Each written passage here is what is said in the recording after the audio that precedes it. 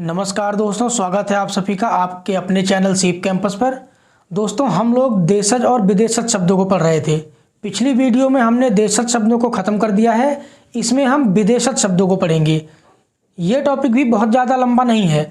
दो छोटी छोटी वीडियोस के माध्यम से हम विदेशज शब्दों को भी ख़त्म कर देंगे। तो चलिए, टाइम वेस्ट ना करके हम सीधे अपने टॉपिक पर आते हैं। विदेशज शब्दों को 3 नामों से जाना जाता है: विदेशज शब्द, विदेशी शब्द या फिर आगत शब्द। विदेशज शब्द 2 शब्दों से मिलकर बना है, विदेश प्लस जा। यहाँ मैंने लिखा हुआ है। आप जानते हैं विदेश का मतलब है विदेश, यानी अपने देश से बाहर के, और जा का मतलब होता है जन्मा या जन्म लेना। तो विदेशज का मतलब हुआ विदेश में जन्मा हुआ। और विदेशी शब्द भी विदेश में ई प्रत्यय जोड़ने से बना है। तो आप जानते हैं फारसी भाषा में किसी शब्द के पीछे ई प्रत्यय जोड़ने से वो संबंध को दर्शाने लगता है। तो हमने विदेश शब्द में ई प्रत्यय जोड़ा जिससे हमारा विदेशी बना, और विदेशी का मतलब है विदेश से संबंधित। तीसरा शब्द है आगत। आगत इसलिए क्योंकि आप जानते हैं कि विदेशी शब्द बाहर से यानी विदेश से आए हुए शब्द हैं। तो चूंकि ये आए हुए शब्द हैं इसलिए इन्हें आगत शब्द कहा जाता है। अब इसकी परिभाषा देखते हैं। इसकी परिभाषा है कि ऐसे शब्द जो हिंदी या संस्कृत के नहीं हैं और ना ही किसी क्षेत्रीय भाषा में जन्मे हैं, बल्कि ये किसी दूसरे देश से आए हुए शब्द हैं। यहाँ देखिए, बल्कि किसी दूसरे देश की भाषा के हैं जो हिंदी में प्रयोग होने लगे हैं। तो आप जानते हैं कि देशज शब्द वे होते हैं जो ना तो हिंदी के हों, ना संस्कृत के, और ना ही किसी विदेशी भाषा के, बल्कि वो अपने ही देश में किसी छोटे से स्थान से शुरू होते हैं। वो किसी भाषा के नहीं होते, बल्कि किसी छोटे से क्षेत्र में लोग उन्हें एक नए नाम से पुकारने लगते हैं, एक नया नाम दे देते हैं जो किसी भाषा का शब्द नहीं होता। वो ही शब्द आगे चल के प्रचलित होकर के हिंदी में शामिल हो जाता है, वो देशज होता है। जबकि विदेशज शब्द वो है जो विदेशों से आया हुआ है, विदेशी भाषा का शब्द है। हमारी हिंदी भाषा में अनेक विदेशी भाषाओं के शब्द लिए गए हैं, जैसे अंग्रेज़ी, अरबी, फारसी, तुर्की तथा पुर्तगाली। इनमें और भी भाषा के शब्द हैं जैसे जापानी, चीनी, रूसी, डच।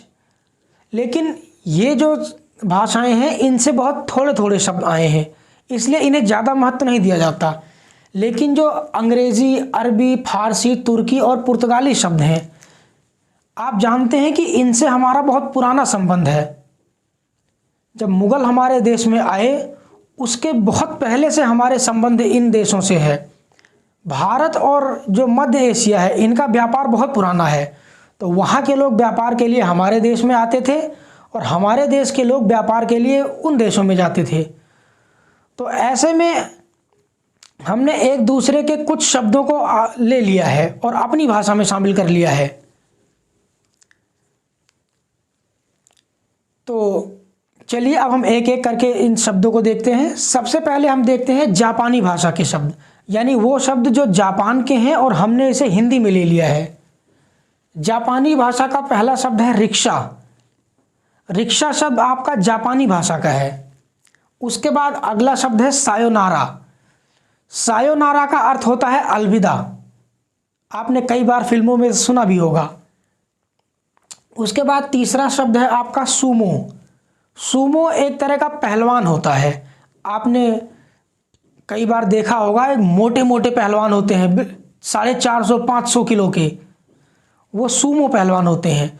तो सूमो शब्द जापान से आया हुआ है क्योंकि सूमो पहलवान जापान के होते हैं। अगला शब्द है सुडोकू। सुडोकू एक तरह का खेल है जो संख्याओं पर आधारित है। आपने पुराने बटन वाले नोकिया के फ़ोन में देखा होगा, एक गेम होता है जिसमें बहुत सारे, एक बॉक्स के अंदर बहुत सारे नंबर लिखे होते हैं। और आपने अखबारों में भी देखा होगा, कई बार अखबारों में ऐसा गेम आता है जिसमें एक बॉक्स दिया होता है, उसमें कुछ खाने खाली होते हैं और कुछ में कुछ संख्याएं लिखी होती हैं। वो गेम कैसे खेला जाता है आज तक मेरी समझ में नहीं आया। लेकिन वही सुडोकू है। अगला शब्द है कराटे। कराटे शब्द आपको शायद नहीं दिखाई दे रहा होगा, वो काफ़ी नीचे है, तो आप सुन लीजिए। शब्द है कराटे। कराटे भी एक जापानी शब्द है। जापानी भाषा के और भी शब्द हैं, लेकिन वो बिल्कुल भी इंपॉर्टेंट नहीं है, वो आज तक कभी किसी परीक्षा में नहीं पूछे गए। ये जो 5 शब्द हैं ये कई बार आपको परीक्षा में देखने को मिल जाते हैं। अगला है चीनी भाषा के शब्द। चीनी भाषा के शब्दों में सबसे पहला है चाय, उसके बाद है चीनी, तीसरा है चीकू, उसके बाद चाउमीन और लीची। ये 5 शब्द आपके चीनी भाषा के हैं जो हिंदी में प्रयोग होने लगे हैं। अगला है रूसी भाषा के शब्द। रूसी भाषा के भी कुल जो शब्द हैं उनमें सोवियत, उसके बाद है स्पुतनिक, सॉरी ये स्पुतनिक है, स्पुतनिक, उसके बाद है जार, जार के बाद रूबल, फिर है वोदका, और वोदका के बाद है लूना। लूना शब्द का अर्थ होता है चंद्रमा, और वोदका तो आप जानते ही होंगे। ये आपके रूसी भाषा के शब्द हैं जो हिंदी में प्रयोग किए जाते हैं। अगला है डच भाषा के शब्द। डच भाषा के शब्दों में एक है तुरुप और दूसरा है बम। ये वो बम नहीं है जो आप समझ रहे हैं, ये बम है बैलगाड़ी में लगने वाला बांस। यानी आपने देखा होगा बैलगाड़ी और बैल, इन दोनों को जोड़ने के लिए 2 बांस लगे होते हैं, उन्हीं बांसों को बम कहा जाता है।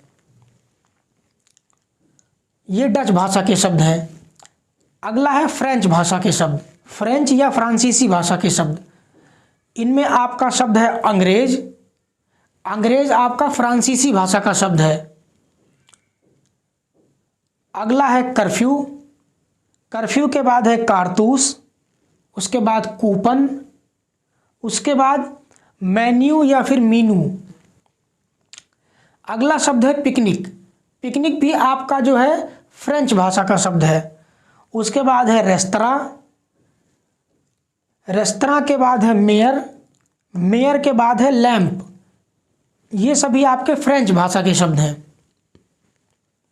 उसके बाद है अंग्रेजी भाषा के शब्द।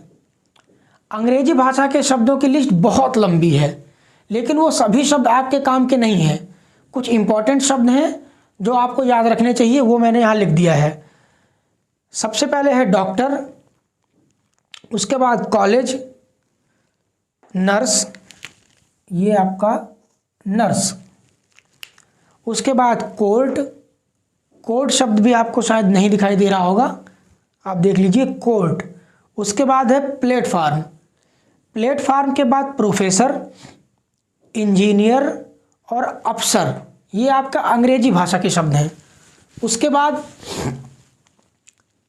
पुलिस, मशीन, क्रिकेट, उसके बाद रेडियो, रेडियो के बाद स्कूल, स्कूल के बाद आपका थिएटर, फिर मेज, सॉरी मील, मेज नहीं मील।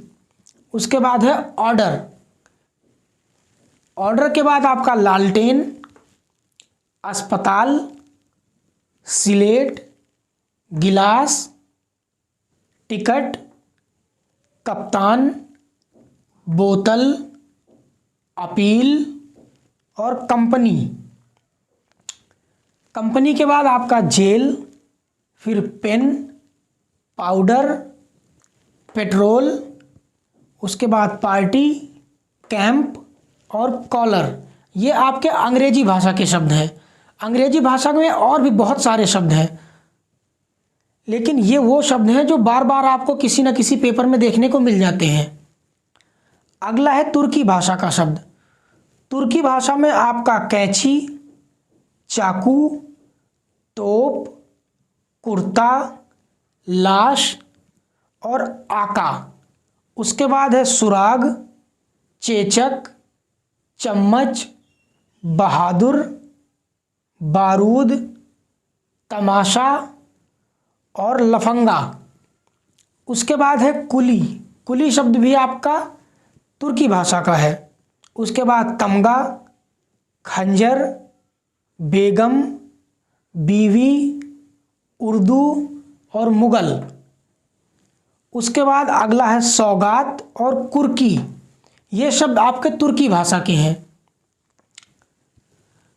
तो इस तरह से आपने कुल 7 भाषाओं के अलग अलग शब्दों को देख लिया जो हिंदी भाषा में प्रयोग होते हैं। अभी कुछ भाषाएं और बची हुई हैं, इनको हम अगली वीडियो में करेंगे। तो मिलते हैं अगली वीडियो में। नमस्कार।